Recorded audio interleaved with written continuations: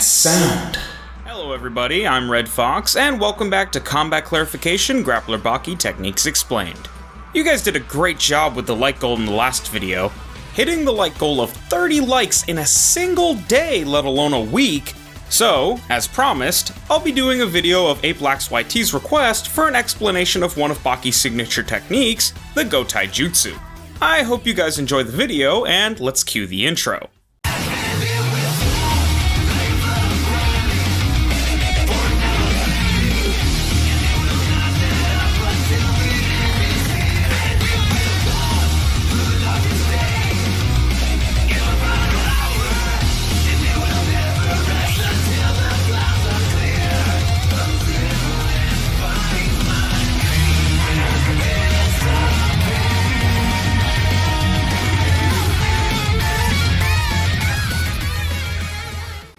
According to the Baki Wiki, the Goutaijutsu, or the rigid body art, is an improved version of karate's Seikenzuki, or four-fist punch.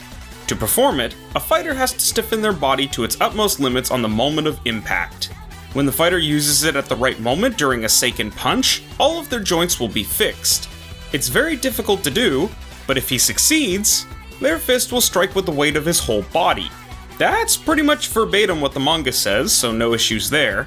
But if that explanation sufficed, I'd be out of a job, or a hobby that earns me some decent cash. So I'll break down the technique explanation into 3 sections: concepts of the punch, the Seikenzuki itself, and finally Goutaijutsu in real life. The concepts and the art are actually more controversial than you'd think, so I decided that I'd give a voice to both supporters and detractors in this video. The first concept we're going to cover is that stiffness, the rigidity of the rigid body art, produces additional power in your strikes. Ronald Leach, a 9th degree black belt, says that this is not the case and that the power of a punch comes from the acceleration of the punch, and mentions the formula for force equals mass times acceleration, as an example of what he's referring to. Joint alignment, he claims, merely facilitates the transfer of power. By aligning one's joints, they are able to transfer their mass properly and without injury, and releasing a punch at max acceleration right after contact is where the real force of the power comes from, whereas the alignment of bones is just to prevent injury. Slightly dropping the fist and slightly rotating the hand out aligns the metatarsals, wrist bones, and radial bone, and not doing so could result in breaking fingers or smaller metacarpal bones, causing a boxer's fracture, but aligning wouldn't add anything to the force formula. To counter this argument, let's talk about effective mass. Effective mass, or where the whole body creates a brief stiffening upon impact, allows you to generate impulse, or force times time, to produce more force in your strike by using your momentum and a snap of your strike. By adding things like momentum and a snap as well as more effectively using our mass, we can increase our force output through effective use of mass instead of increasing acceleration. These two arguments basically boil down to the Bloods and Crips meme, where one side is the Mach Punch side that wants to strengthen attacks through increasing acceleration, and the other side is the Goutaijutsu side that wants to more effectively use their body weight. One is more focused on effective mass, the Goutaijutsu, whereas the other is more focused on kinetic chains, or the pattern that force transfer follows through the entire body during explosive actions, namely force being generated from the floor and transferring from the foot to the fist through each of the 7 joints in between in an instant.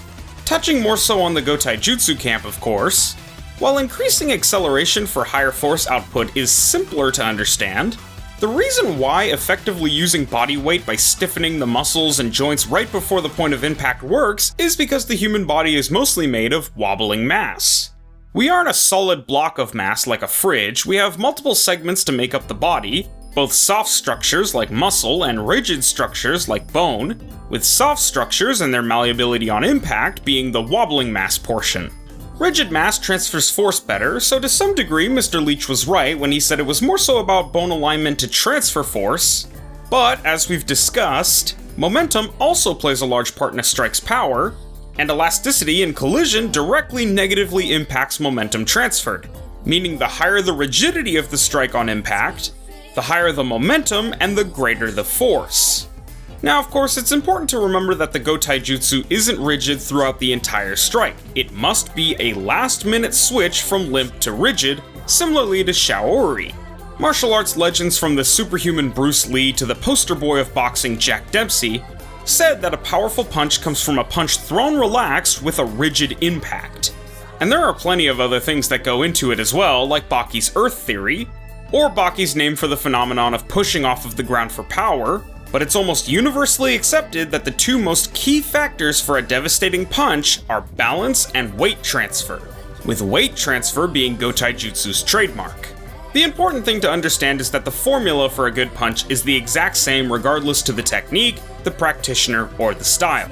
From the ground, there should be an ankle pivot, hip extension, weight shifting to the front leg for momentum, shoulder forward rotation, and an extension of the elbow. Also, even if slightly, to put your weight into a strike easier, the rear foot should drive into the ground for that Earth Theory push. So you can slightly see that in Baki's first Goutaijutsu in a more Shikodachi-like karate stance, but it's very apparent in Baki's second Goutaijutsu against Oliva done in the karate front stance. Now, the focus on joints in Goutaijutsu also has to do with wobbling mass versus solid mass from earlier. While muscles generate the power for your strikes, your rigid bones are transferring the power. So the reason you need them to be aligned and locked at the point of impact is because while the bones of course transfer the power, as described in Baki, your joints act as dampeners and need to be stabilized to properly transfer one's full body weight.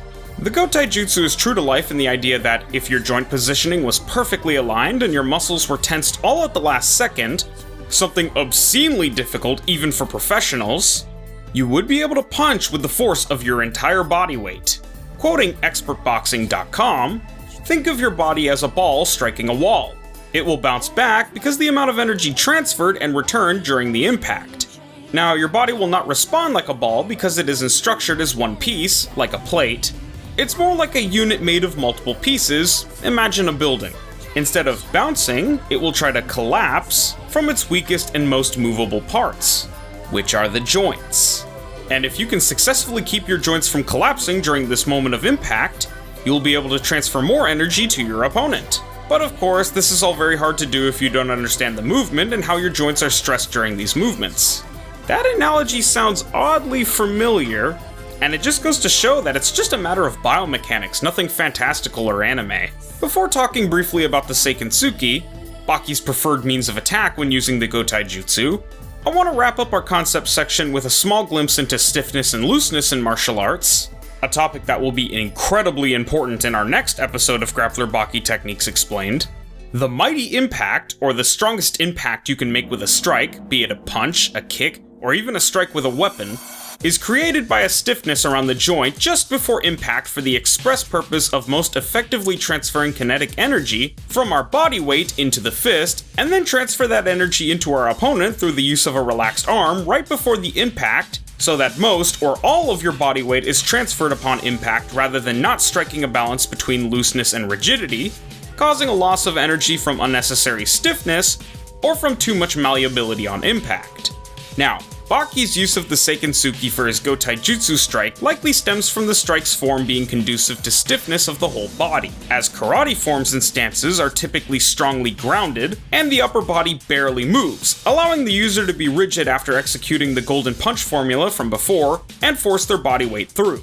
The hikite, or the pullback arm, is also extremely helpful in using the hips and waist for better transfers of power, and though dropping your hand in a fight can be dangerous if your opponent is poised to counterattack, and something similar can be achieved by drawing your hikite back to your face as a guard instead of the waist, I've always personally found the traditional hikite to waist style of Seikensuki to be more powerful for me, and usually slip them in as power shots and combos combined with head movement to significant success, though I also use the hikite to guard style more often since it's far safer. As for Goutaijutsu in real life, we have someone as a voice of our detractors who says, one of the techniques used by Baki Hanma, the main character of Baki Grappler, is rigid body technique, transmitting body weight to the fist by stiffening the body to the limit at the moment of impact and fixing all of the joints used. It was an explanation. In conclusion, tell your own weight to your fist. This is possible in real life as well, but stiffens the body to the limit at the moment of impact, fix all joints used, is not possible in reality. If you take this word seriously and try to put it into practice, it will be just a thrust, and a thrust will be lighter. However, I feel that the expressions stiffness and fixation are partially correct. Instead of stiffening the body to the limit at the moment of hitting, the inside of the trunk stiffens at the moment of impact. Instead of fixing all the joints used, apply at a joint angle that does not cause reaction is the correct expression. In the relative axis theory I devised, stiffness is expressed as bonding, and fixation is expressed as non-recoilation of bones. If you strike according to the theory of relative axis, even if you don't have special talent, you can release a powerful punch that transmits your own weight to your fist.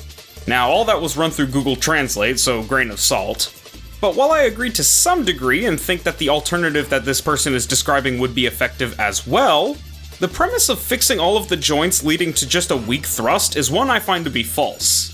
I say that with such confidence because the lead I've buried until this point in the video, the hidden surprise is that the Goutaijutsu technique is a real technique used in karate in real life.